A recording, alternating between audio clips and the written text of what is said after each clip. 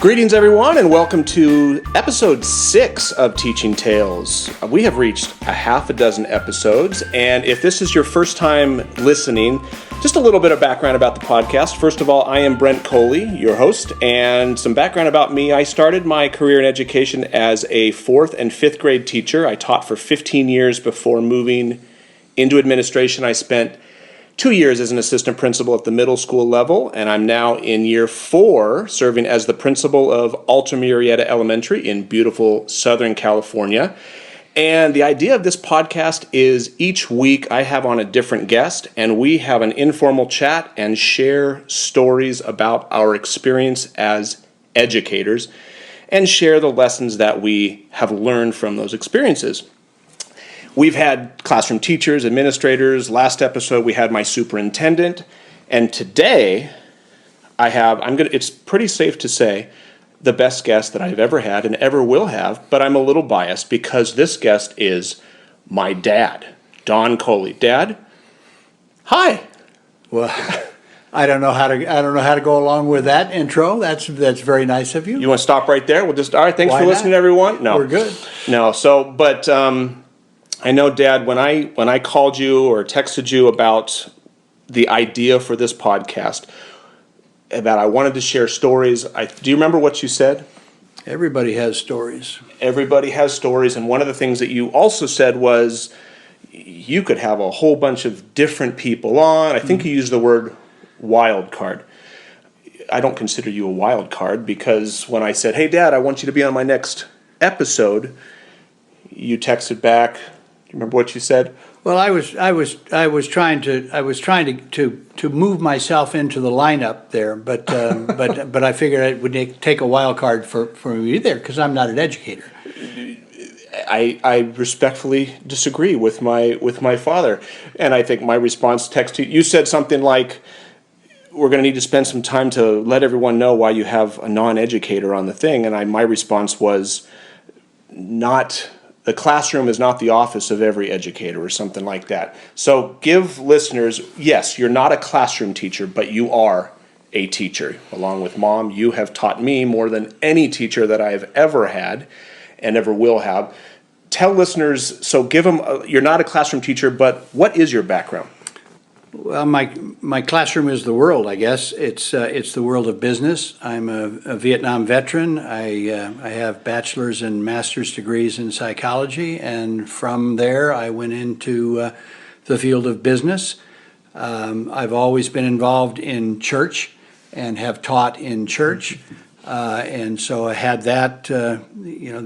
That was a significant part of my background, and for the last 10 years, a little more than 10 years, I've served as the administrator of an organization called Teen Challenge. I work in Southern California, and so we have about 600 beds. That's a Christian drug and alcohol recovery program, a residential program. So I serve there basically operating on the business side. They let me teach every once in a while, and so I have an opportunity to talk to people about life. Fantastic. And I've listened to you and seen you teach at church, and I have met people that you work with that didn't know that I was your son, and you definitely have taught them a lot. But when we were at Red Robin a couple of weeks ago, we were kind of talking about, well, what do you want to talk about? What do you want to talk about? And you said, well, how about if I tell you a story about when you were in high school? Yeah, the only story I had was a story about you, and you didn't even remember it. So I thought, you know what? Listeners would probably enjoy having my dad tell me about. So it's not too embarrassing, I don't think. So go ahead, tell the story of when I was in high school. Well, let me kind of set it up a little bit. That one thing that I've learned is that if a person wants to have a long-term influence in the life of another, oftentimes they mistakenly think that they can accomplish that through the position that they're in or the authority that they have over that person. And I believe that's erroneous. That the way to have lasting influence is through establishing relationship, to recognize that both me as an educator and a student or people that we come in contact with, we all have needs, and the best way to try to have influence is to meet both of those needs. So the story goes back to a dance, a school dance that you wanted to go to.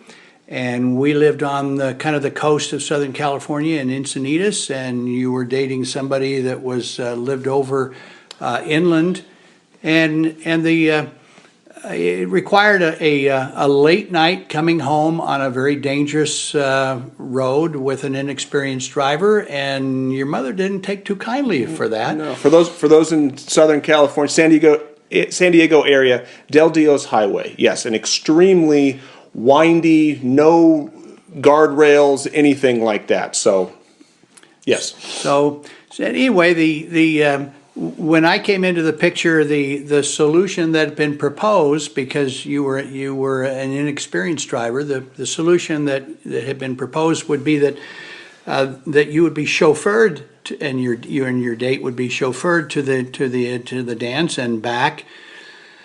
Brent, I'm not sure that that's exactly what a 17-year-old is looking for. Yeah, I didn't remember this story when you kind of talked about it, but I can pretty much I don't think I would have been too keen on the idea of having mom or dad drive me and my date to the dance. Well, later on you start thinking about double dating, but you didn't really want your mom and dad going with that group. No. So anyway, we talked and I proposed. I've been a 17-year-old, so boy, and so I took a look at it, and the solution was you needed to be seen as a young man, a maturing young man, and that a chauffeur was not the answer to that. Your mother had a need of safety on a highway that wasn't particularly moving in that direction. So the solution was that you would drive and you would go and you would return home and take your date back home, and I would take the other car and drive over. It was about a 35, 40-minute drive. I would drive over at approximately the time that you'd be returning home, and you could meet me over there, park the car, we'd drive home, and then the next morning we would go back and pick up the car, and your mother's needs for safety would be satisfied, and your need as a young man out on a date would be satisfied as well. And the result of that was relationship. And I think of all the things that I'm grateful for in life, having the continued influence in the lives of my two sons, you and Greg as well, is maybe the biggest blessing that I could have. Well, and as you were telling me that story at Red Robin and hearing it again, it's that word respect. Like you said, you needed to feel like a young man, and there was a respect there, not compromising. I mean, because now, as a father myself of two, looking back on it, yeah, I wouldn't have let me drive that road late at night either. So, but it was a win-win situation. But I remember at Red Robin saying, "So how did it turn out?" And what?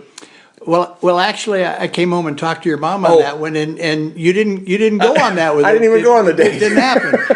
So it's all hypothetical.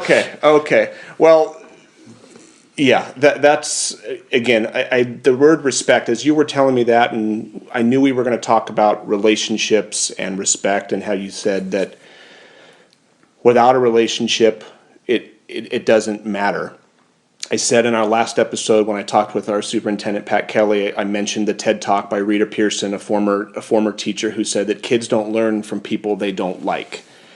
And it reminded me, I wanted to share a couple quick stories of relationships and attempts to build relationships.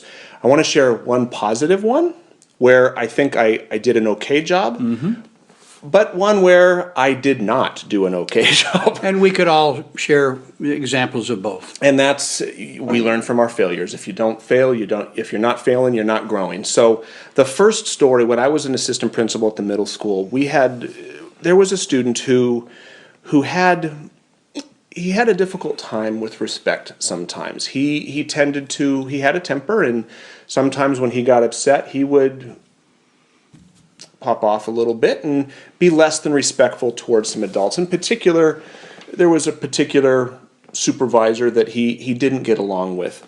And I remember on one particular day, there was another episode, and I remember pulling him aside after the fact, and I just asked him, I said, why do you feel that you need to do that? Why do you talk to him like that?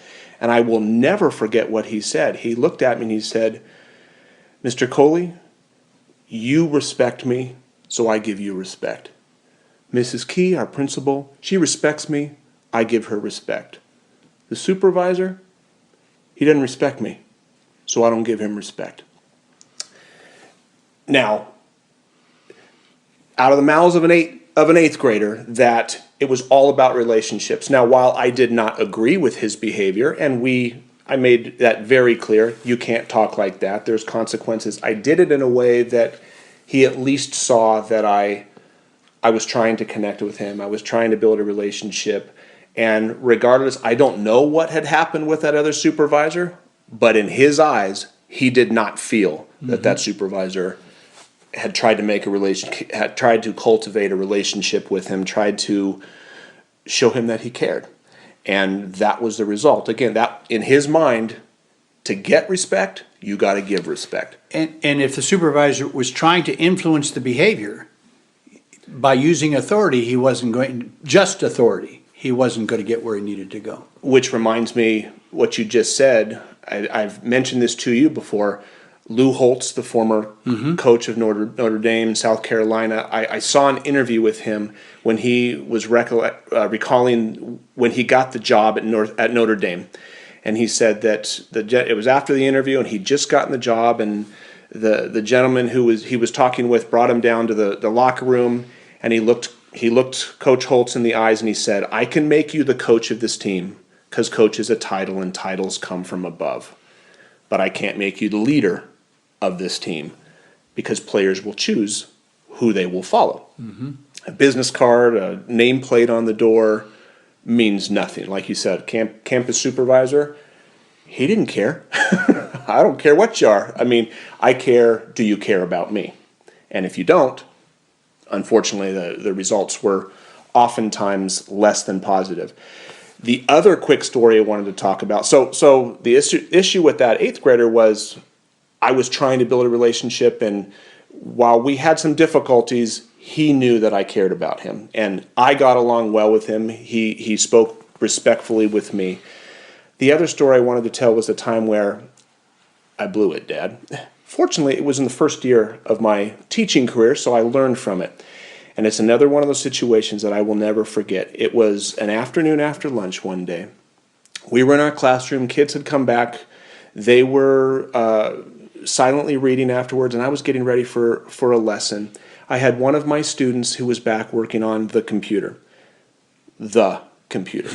Because that's a few years back. It was about the size of the iPad screen that I have in front of me right now as well. It was, and there was no internet. I don't know what she was doing, but it wasn't internet. Actually, she was working on a little typing program, if I recall. But I remember being up at the front of the room, and the student, she walked up to me, and she kind of whispered while everyone else was quietly reading, and she just kind of pulled me aside, and she said, Mr. Coley, I wet my pants. And I remember thinking, oh no, and I kind of whispered just quietly, no one else could hear. I said, oh no, I'm sorry. I said, sweetie, why didn't you ask me to go to the bathroom? And I'll never forget what she said, because she looked me right in the eyes and she said, I thought you'd say no. Nicely done, huh, Dad?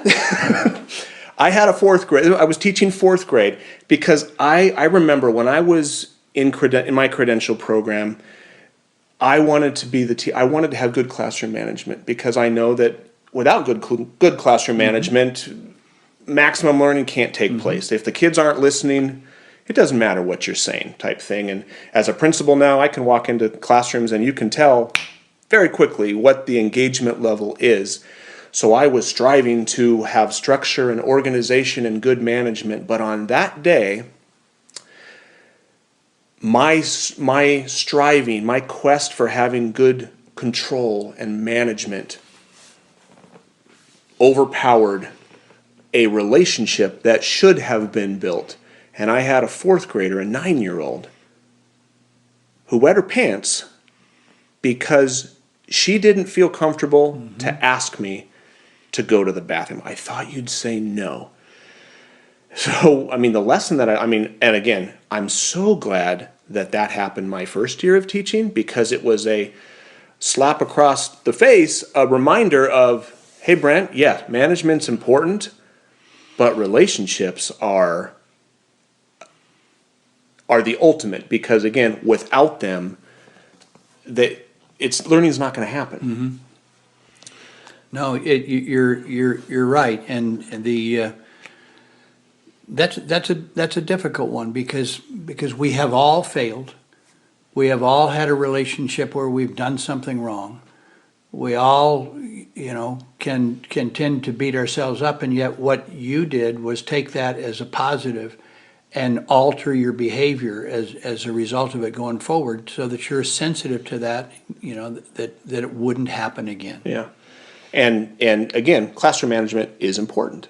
And for anybody listening, the message is here, don't care about classroom management. No, that's not the message, but balancing between, these are not numbers on a roster. These aren't just names, they're people. They're people that, when they come into your classroom, want to feel safe, want to feel comfortable, want to feel that you care for them. I'm just popping into my head now a story as an adult in my master's program, because when they feel cared for, students will do, you've seen this, I know you, as I mentioned earlier, I've seen people that you work with that didn't know I was your son, and the stories that they told while you weren't their classroom teacher, whether it's seeing them on campus, walking by, asking them how they're doing, they just gushed about you. And it wasn't something like, wow, he taught me X, Y, or Z. It was, he cares about me. Well, this is not what we talked about before, but how much have you learned on the golf course with me? What's the most important shot in golf? The next one. The next shot in golf. It doesn't make any difference what happened back then. And the reality is that our lives teach more than our words ever will, because people will listen to our words and judge them against our lives. And if there is an inconsistency there, it will ring hollow, and that will mean that the value of those words is lessened. And as an educator, your job, my job as a supervisor, as an administrator, is to accomplish things, to have that influence, to get the teaching that they need to have it land and be grasped. Yeah, my job now as a principal is, I have a lot of responsibilities, budget and stuff like that, but it's people first. It has to be people first, because if they know you care, they'll run through a wall for you. I'm reminded of one of my professors in college. My first class of my master's program, Dr. Andrea Guillaume. Andrea, if you're listening, you made a huge impact on my life. Not because of what you taught me, although you taught me a ton, but I remember it was a statistics class. Not particularly the most exciting class I've ever taken, but I remember in the class, I want to say that I'd only missed like 3 points in the whole class. But at the end of the class, the final was optional. She gave the students an option that, hey, if you'd like if you already have an A, you can skip the final and just take your A. Dad, do you think I took the final? I'm putting you on the spot here. I'm going to stay silent. Okay. Well, I took the final. I'd only missed 3. I didn't have to take the final because I already had the A. But there was no way on this green earth that I was going to let down my teacher because of what she meant to me in terms of she cared about her students, adult students, not 9-year-olds, adult students, and I didn't want to let her down because she was more than teaching statistics. She was also building relationships and cared about her students. So her actions, like you said, backed up her words. So anything else? Yeah, there's that thing that we talked about before, that we talked about a bus driver, a school bus driver. And since this is going to go out to educators, I mean, we talked before you started recording, they got a more difficult job than a substitute teacher, and the substitute teacher doesn't have a chance, But we have a friend, and I read a Facebook post to you. We have a friend named Lonnie, who was a school bus driver for 35 years and is now in his final days of life, actually was sent home from hospice. They kicked him out of hospice, he says, so maybe he'll make it. But watching on Facebook or reading some posts on Facebook, a woman who said that she boarded his bus 40 years ago. And then she just talked about the influence that he made in her life, that he is the godfather of their children. Why? Because he cared for her. His life demonstrated what all of us need to do if we're going to bring healing to a country that is divided and that has differences of opinion, that we need to be civil in them, and civility in the way we live our lives can move us in that direction. And Lonnie's a special man to drive a bus. That was his classroom. He had a classroom on wheels, and he was a man who made a difference. Absolutely. 40 years later.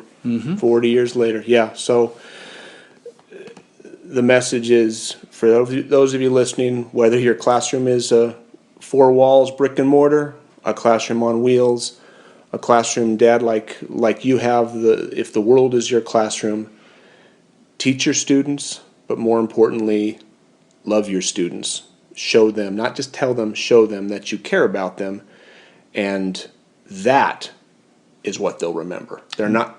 Model for them the way you would like to be seen. Amen. Amen.